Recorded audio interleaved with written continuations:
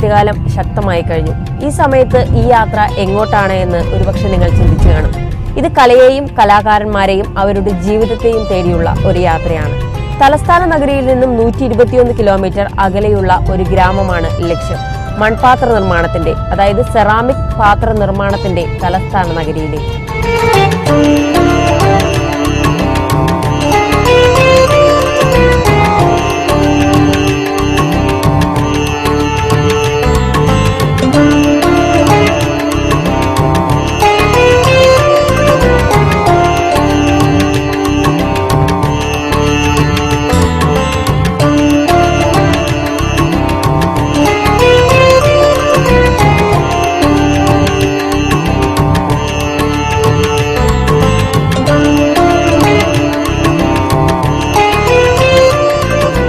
വഴിയിലുടനീളം ഇത്തരത്തിലുള്ള പാത്ര കരകൗശല വസ്തുക്കളുടെ കടകൾ കാണാം.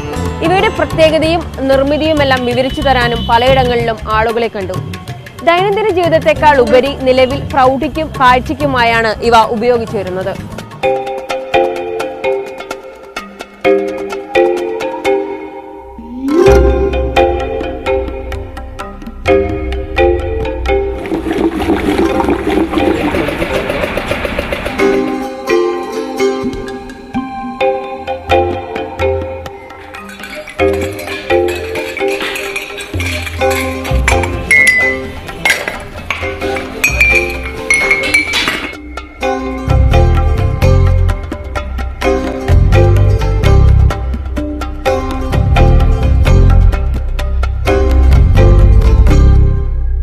മനുഷ്യനോളം തന്നെ പഴക്കം മൺസൃഷ്ടികൾക്കും ഉണ്ടെന്നാണല്ലോ വെപ്പ്.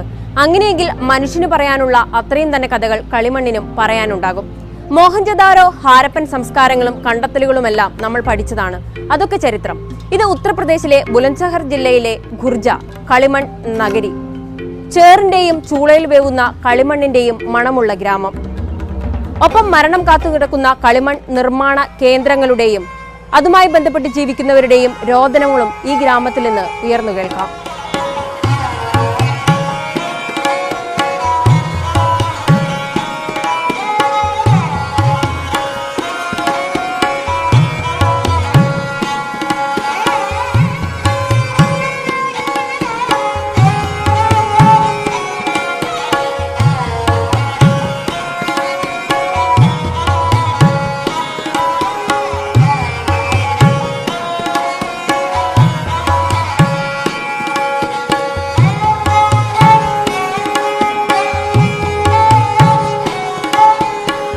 പെട്ടെന്നുള്ള കാഴ്ചയിൽ ഉത്തരേന്ത്യയിലെ ഏതൊരു ഗ്രാമത്തെയും പോലെയാണ് ഖുർജയും. ഇടുങ്ങിയ വഴികളും പാടശേഖരങ്ങളും ചെറിയ വീടുകളും അഴുക്കുചാലുകളും മാറ്റമില്ലാതെ ഇവിടെയും കാണാം. ചെറിയ മാറ്റം ഈ ഉയർന്നു കാണുന്ന പുകക്കുഴലുകളുടെ കാര്യത്തിൽ മാത്രമാണ്. സെറാമിക് പാത്ര നിർമ്മാണവും കാലി വളർത്തലുമായി കഴിഞ്ഞുകൂടുന്ന ഗ്രാമീണർ, കലയെ ജീവനോളം സ്നേഹിക്കുന്നവർ, ഉള്ളതുകൊണ്ട് ജീവിതം മുന്നോട്ടു കൊണ്ടുപോകാൻ പെടാപ്പാടുപെടുന്നവർ, പട്ടിണിയും ദുരിതവുമായി കഴിയുന്ന പച്ച മനുഷ്യർ, അർഹതപ്പെട്ടതിനു വേണ്ടി പോലും സർക്കാരിന് മുന്നിൽ കേഴേണ്ടി വരുന്നവർ.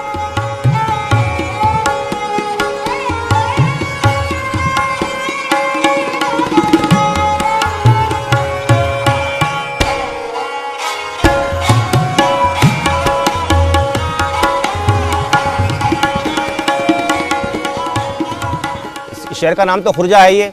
यहाँ चीनी पात्र विकास केंद्र भी है यहाँ पे, और ये बहुत पुराना यहाँ पर काम है। अंग्रेज़ पीरियड से भी पहले का यहाँ पर काम है। ये पहले बहुत छोटा सा यहाँ पर कुछ फ्लावर पॉट्स वगैरह बनते थे। अब यहाँ से तमाम एशिया के अंदर सप्लाई है। यहाँ पर इलेक्ट्रॉनिक ऐसे में पार्ट्स भी बनते हैं यहाँ पे, और एक्सपोर्ट आइटम भी बनते हैं यहाँ पे, और क्रॉकरी जो है यहाँ पर बनती है, जो तमाम एशिया के अंदर सप्लाई होती है। 1,42,636 ഖുർജയിലെ ജനസംഖ്യ. 70% പേരുടെയും തൊഴിൽ മൺപാത്ര നിർമ്മാണം. 400-ൽ പരം കളിമൺ നിർമ്മാണ കേന്ദ്രങ്ങൾ. കലയും തൊഴിലും പാരമ്പര്യവുമെല്ലാം ഒന്നായി മുന്നോട്ട് കൊണ്ടുപോകുന്നതുകൊണ്ട് ഇവരുടെ ജീവിതത്തിൽ കളിമണ്ണിനും സെറാമിക്കിനുമുള്ള സ്ഥാനം എന്തെന്ന് വിവരിക്കേണ്ടതില്ലല്ലോ.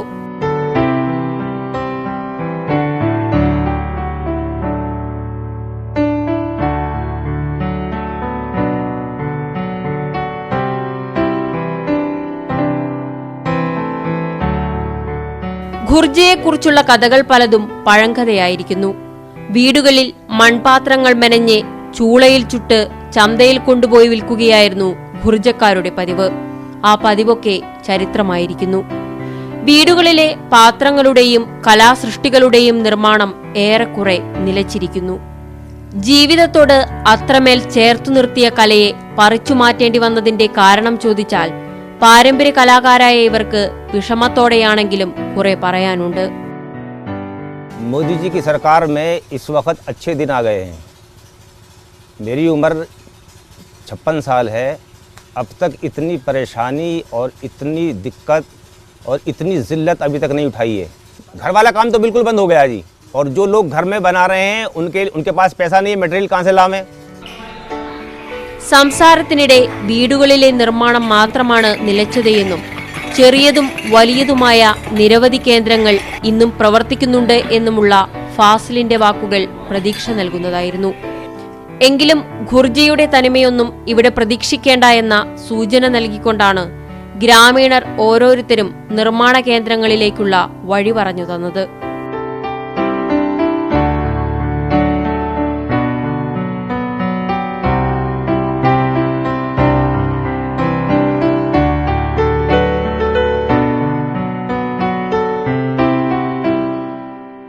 ഗുർജയിലെ ഒരു ചെറുകിട നിർമ്മാണ കേന്ദ്രമാണിത്.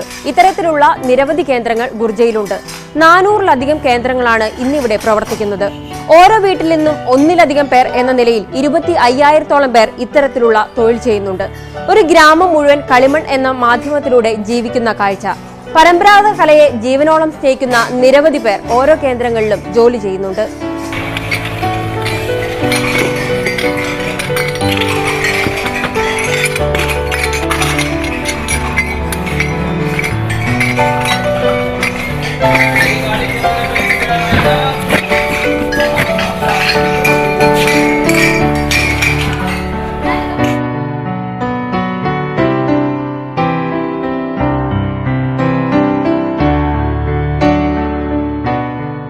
ഒരു നിർമ്മാണ കേന്ദ്രത്തിന്റെ ഉൾഭാഗമാണിത്. സെറാമിക് പാത്രങ്ങളാണ് എന്നുള്ളതാണ് മറ്റു മൺപാത്ര നിർമ്മാണ ഗ്രാമങ്ങളിൽ നിന്നും ഖുർജയെ വ്യത്യസ്തമാക്കുന്നത്. ശൈത്യകാലമായതിനാൽ തന്നെ ദിവസങ്ങളെടുത്ത് പല ഘട്ടങ്ങളിലൂടെ കടന്നുപോയാണ് ഓരോ മനോഹരമായ പാത്രവും കരകൗശല വസ്തുക്കളും പുറത്തിറങ്ങുന്നത്.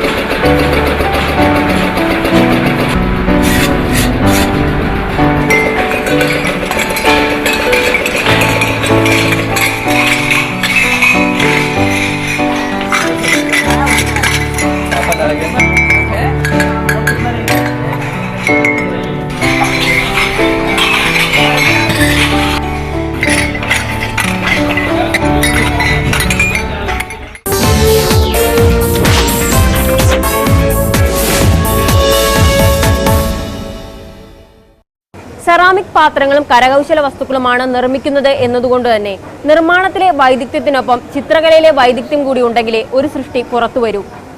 കരകൗശല വസ്തുക്കളിലും പാത്രങ്ങളിലും വിരിയിച്ചെടുക്കുന്ന ഡിസൈനുകളിലെയും നിറക്കൂട്ടുകളിലെയും വ്യത്യസ്തതയാണ് ഗുർജയിലെ സൃഷ്ടികളെ വ്യത്യസ്തമാക്കുന്നത്.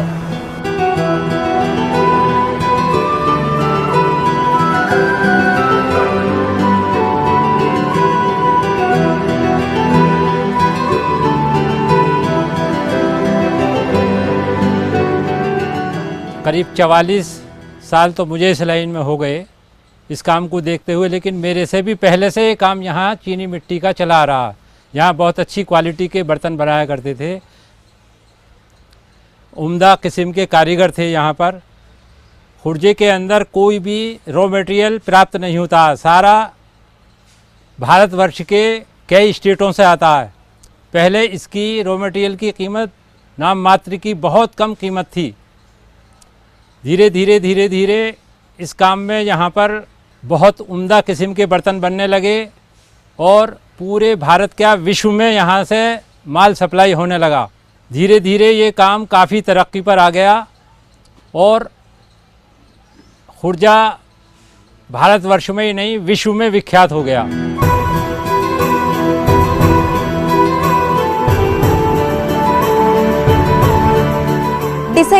വ്യത്യസ്തതയനുസരിച്ചാണ് കലാകാരന്മാരെ വിലയിരുത്തുന്നത്. ഡിസൈനുകളുടെ പൂർണ്ണത, നിറങ്ങളിലെ വൈവിധ്യം എന്നിങ്ങനെ ഇതിന് പല മാനദണ്ഡങ്ങളുണ്ട്. എന്നാൽ ഇത്തരം ഫാക്ടറികളിൽ വർക്ക് ചെയ്യുന്ന തൊഴിലാളികൾക്ക് ഇതിനുള്ള അവസരമില്ല. 100 അതിലധികമോ ഒരേ രീതിയിലുള്ള ഉൽപ്പന്നങ്ങളാണ് പല കമ്പനികളും ആവശ്യപ്പെടുന്നത്. ഇത് ചിലർക്കെങ്കിലും മടുപ്പുണ്ടാക്കുന്നുണ്ട്. എങ്കിലും വീട്ടിലെ സാഹചര്യങ്ങൾ അവരെ ഇത്തരം തൊഴിലിടങ്ങളിൽ തുടരാൻ നിർബന്ധിതരാക്കുകയാണ്.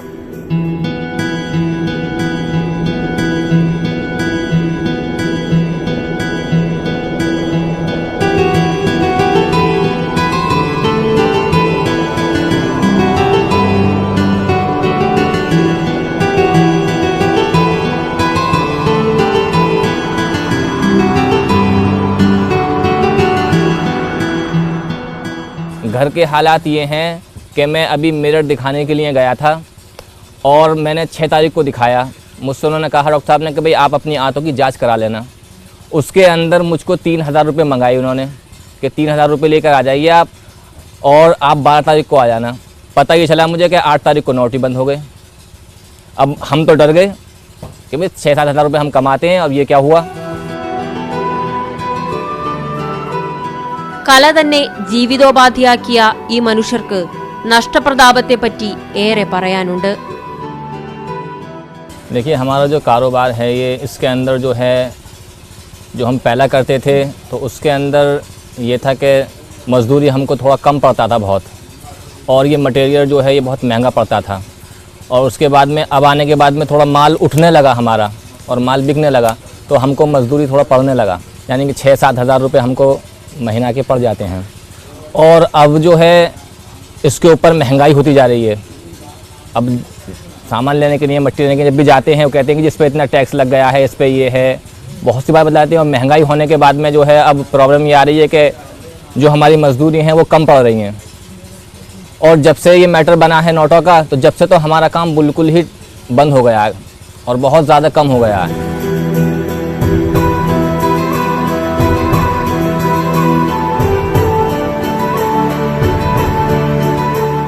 പുതിയ തലമുറയിൽപ്പെട്ടവരെയും ഈ നിർമ്മാണ കേന്ദ്രത്തിൽ കാണാനായി. പക്ഷെ പ്രായമായവർ പറഞ്ഞതുപോലെ മൺപാത്ര നിർമ്മാണം എന്ന കലയെക്കുറിച്ച് വാചാലരാകാനൊന്നും ഇവർ തയ്യാറായില്ല.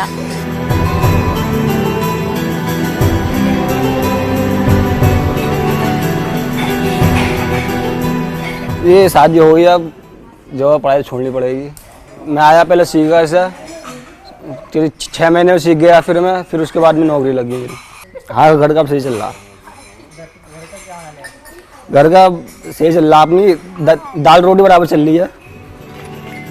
കലയെക്കുറിച്ചും പാരമ്പര്യത്തെക്കുറിച്ചുമൊന്നും പറയാൻ നിർമ്മാണ കേന്ദ്രത്തിലെ യുവതലമുറ തയ്യാറായില്ല. ഖുർജയിലെ പ്രായമായവരെ പോലെ കലയോടുള്ള അനുരാഗമൊന്നും ഈ ചെറുപ്പക്കാരിൽ കണ്ടില്ല. കലാപാരമ്പര്യത്തെക്കുറിച്ചും അവരത്ര ബോധവാന്മാരായിരുന്നില്ല. ഇവിടെ ജോലി ചെയ്യുന്നവരിൽ 4-5 പേർ മാത്രമാണ് 18 വയസ്സിന് മുകളിൽ പ്രായമുള്ളവർ. ഒരാൾ പോലും പ്രൈമറി വിദ്യാഭ്യാസം പൂർത്തിയാക്കിയിട്ടില്ല.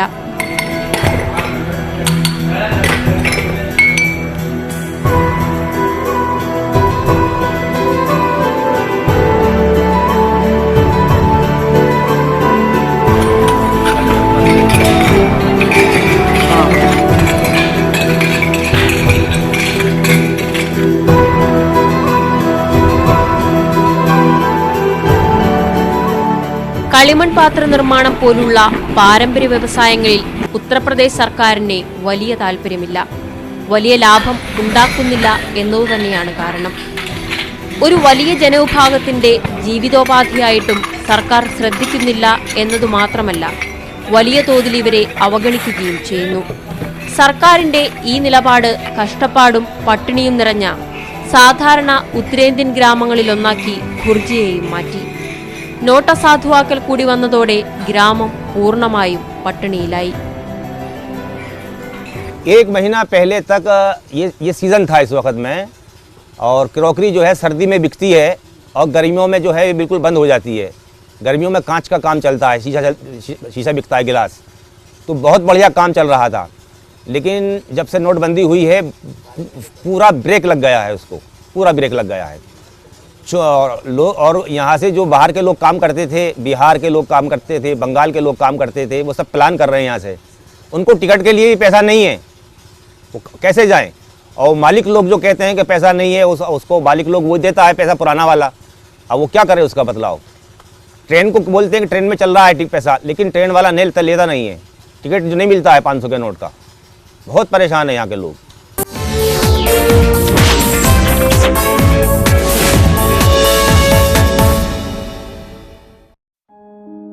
ചെറിയ ഫാക്ടറികളിലെ അവസ്ഥയായിരിക്കും ഇതെന്നും വലിയ ഫാക്ടറികളിലെ സാഹചര്യം അല്പം കൂടി ഭേദപ്പെട്ടതായിരിക്കും എന്ന ധാരണയിലാണ് യാത്ര തുടരുന്നത് വലിയ ഫാക്ടറി തേടി.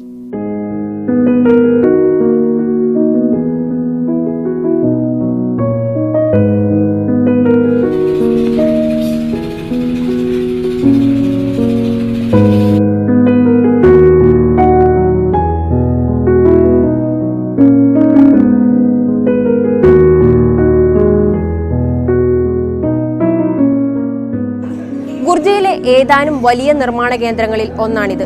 കലയെയും പാരമ്പര്യത്തെയും സ്നേഹിച്ച് അത് തൊഴിലാക്കാൻ ആഗ്രഹിച്ച ഒരാളുടെ സംരംഭം. എന്നാൽ മുന്നോട്ടു പോക്കുമ്പോൾ പ്രതിസന്ധിയിലായിരിക്കുകയാണ്.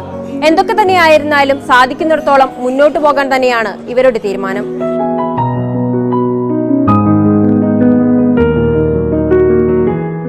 हमारे जो आज का कारोबार है हमारा, पहले के मुकाबले में हमारा 40% डाउन हो चुका है। वैसे पहले हमारा काम कुछ सही होता था, अब कम हो रहा। इसकी वजह से हमें परेशानी बहुत आ रही है, सामना करना पड़ रहा है। लेबर हमारी बहुत दिक्कत में आ रही है, क्योंकि जो भी हमारी प्रोडक्शन थी वो है, लैंड में कहाँ तक लग पाएंगे हम लोग, और या हमारी लेबर कहाँ तक लग पाएगी। इस वजह से सारी दिक्कतें हमें आ रही हैं। ഫാക്ടറി ഉടമകൾ നിർമ്മാണത്തെയും ബുദ്ധിമുട്ടുകളെയും കുറിച്ച് ഏറെ വാചാലരായി. ഇടയ്ക്കിടെ ചിലതെല്ലാം എഡിറ്റ് ചെയ്തും മറച്ചുവെച്ചുമായിരുന്നു സംസാരം. ആവർത്തിച്ചു ചോദിച്ചപ്പോൾ ഗത്യന്തരമില്ലാതെ എല്ലാം തുറന്നു പറഞ്ഞു.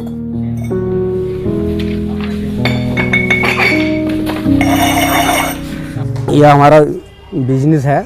इसमें पहली चीज़ तो यह है कि सरकार ने गैस लागू की थी, लेकिन वो गैस इतनी महंगी कर दी इन्होंने अडानी ग्रुप को देने के बाद, तो हम पोल्ट्री वाले ले नहीं पाते हैं गैस। डीजल से अलाउ है, डीजल से ये हमारी भट्टी चलती हैं। और अभी फ़िलहाल गैस 2-4 फैक्ट्री वालों ने गैस ली भी है, लेकिन उनका खर्चा इतना है, टैंक बनवाना, लाइन वगैरह ये सब करना, तो बजट से ज़्यादा बाहर आ जाता है। वो महंगा पड़ता है, पकाई भी महंगी पड़ रही है उससे। फिरोजाबाद में यही गैस 22 रुपये थी और खुर्जा में 28 रुपये के रेट निकाले थे, लेकिन अब इसको भी बढ़ा के 38-40 रुपये किए हैं उन्होंने। तो इसलिए गैस तो यहाँ फ्लॉप हो गई बिल्कुल। और तेल डीजल भी है, उससे भी महंगा, उससे भी पकाई महंगी पड़ रही है। और दूसरा प्रोडक्शन में उसमें हर चीज़ मतलब महंगी हो रही है। हमारी कोई चीज़ है, जैसे हम बना रहे हैं, हमारा 6 दर्जन का डब्बा है तो 200 रुपये का ज़्यादा था, लेकिन अब लागत इतनी बढ़ गई है। और फिर गवर्नमेंट ने जो टैक्स लगाया है। ഖുർജ എന്ന കലാഗ്രാമത്തിന്റെ നാശം ആരംഭിച്ച കഥ അങ്ങനെ സാക്കിർ പറഞ്ഞു തുടങ്ങി. 500 വർഷത്തിലധികമായി തുടർന്നു വരുന്ന ഒരു തൊഴിലാണിത്. നിർമ്മാണത്തിനും നിർമ്മിതികൾ ചുട്ടെടുക്കുന്നതിനും കൽക്കരി, മണ്ണെണ്ണ തുടങ്ങിയ ഇന്ധനങ്ങൾ ഉപയോഗിക്കും. 2012 ആയതോടെ ചില പരിസ്ഥിതി സംഘടനകൾ നിർമ്മാണ കേന്ദ്രങ്ങൾ ഉണ്ടാക്കുന്ന മലിനീകരണത്തിനെതിരെ രംഗത്തെത്തി. പരാതി ഗ്രീൻ ട്രൈബ്യൂണലിന് മുന്നിലെത്തി.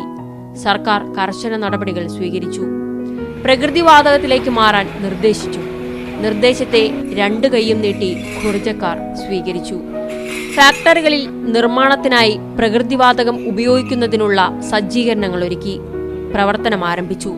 പിന്നീട് സർക്കാർ ഖുർജക്കാർക്കൊപ്പമായിരുന്നില്ല. കോർപ്പറേറ്റുകളെ പ്രോത്സാഹിപ്പിക്കാനായിരുന്നു സർക്കാരിനെ അമിതോത്സാഹം. പ്രകൃതിവാതകം തുച്ഛവിലയ്ക്ക് വിതരണം ചെയ്യുന്നതിനുള്ള സൗകര്യം നിലനിൽക്കെ ഉത്തർപ്രദേശ് സർക്കാർ വിതരണാധികാരം മൊത്തം അദാനി ഗ്രൂപ്പിന് നൽകി.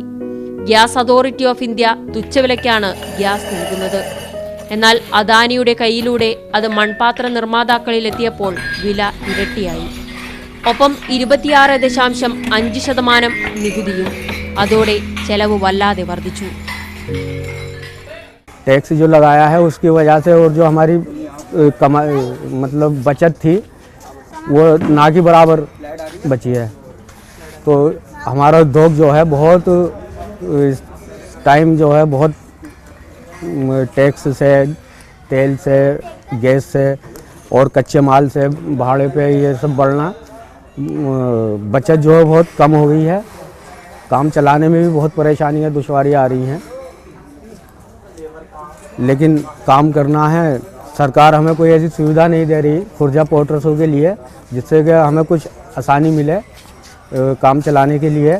हम सरकार ने हमारे लिए कोई ऐसी स्कीम भी नहीं निकाली है जिससे हम लोगों को कुछ काम के लिए आसानी मिल सके। തുച്ഛവരുമാനം കൊണ്ട് ജീവിതത്തിന്റെ രണ്ടറ്റവും ഏതുവിധേനയും കൂട്ടിമുട്ടിക്കണമെന്നാഗ്രഹിച്ച് വിയർപ്പൊഴുക്കുന്ന ഒരു വിഭാഗം. അവരെ ചൂഷണം ചെയ്ത് സമ്പത്ത് ഇരട്ടിപ്പിക്കുന്നവർ എതിർഭാഗത്ത്. കഠിനമായ ചൂടിലും തണുപ്പിലും ഒരുപോലെ വിയർത്തുണ്ടാക്കുന്ന നിസാര വരുമാനം ഏതുവിധേനയും തങ്ങളിലേക്കെത്തിക്കാൻ സർക്കാരും വൻ കോർപ്പറേറ്റുകളും മത്സരിക്കുമ്പോൾ സാധാരണക്കാരായ ഈ കലാകാരന്മാർ എന്താണ് ചെയ്യേണ്ടത്? പാരമ്പര്യകലയും തൊഴിലും സംരക്ഷിക്കുമെന്ന് ഘോരം പ്രസംഗിക്കുകയും മറ്റു രാജ്യങ്ങളിൽ സന്ദർശനത്തിനിടെ പാരമ്പര്യ കലാകാരന്മാരെ അഭിനന്ദിക്കുകയും ചെയ്യുന്ന പ്രധാനമന്ത്രിക്കറിയാമോ സ്വന്തം രാജ്യത്തെ ഇത്തരമൊരു കലാഗ്രാമത്തെപ്പറ്റി? വൈറ്റ് ഹൌസിലെ സ്വീകരണ മുറികളിൽ വരെ ഖുർജയിലെ കലാസൃഷ്ടികൾ സൂക്ഷിക്കുന്നുണ്ട്. എന്നിട്ടും സ്വന്തം രാജ്യത്ത് ഇവർക്ക് അവഗണന മാത്രമാണ്. സബ്സിഡിയോ സർക്കാർ സഹായമോ ഇല്ല. ചൂഷണവും അവഗണനയും വേണ്ടുവോളമുണ്ട്. പക്ഷേ ഇവർക്ക് കലയെ കൈവിടാനാകില്ല. അതവരുടെ രക്തത്തിൽ അലിഞ്ഞു ചേർന്നതാണ്.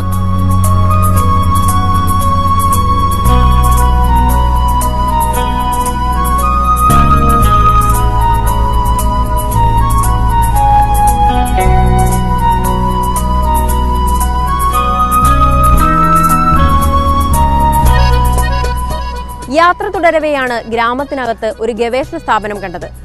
കളിമൺ ഗ്രാമം പലതവണ തകർച്ചയുടെ വക്കിലെത്തിയപ്പോൾ കൈപിടിച്ചുയർത്തിയ ഗവേഷണ സ്ഥാപനം central glass and ceramic research institute.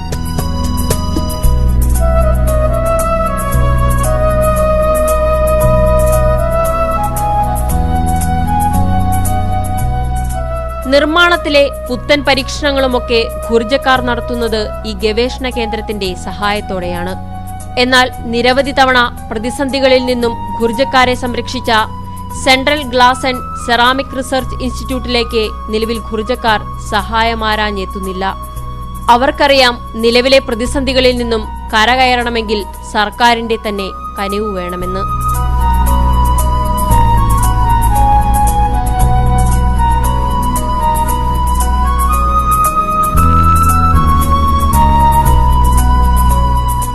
കല മാത്രം കൈവശമുണ്ടായിട്ട് കാര്യമില്ലല്ലോ.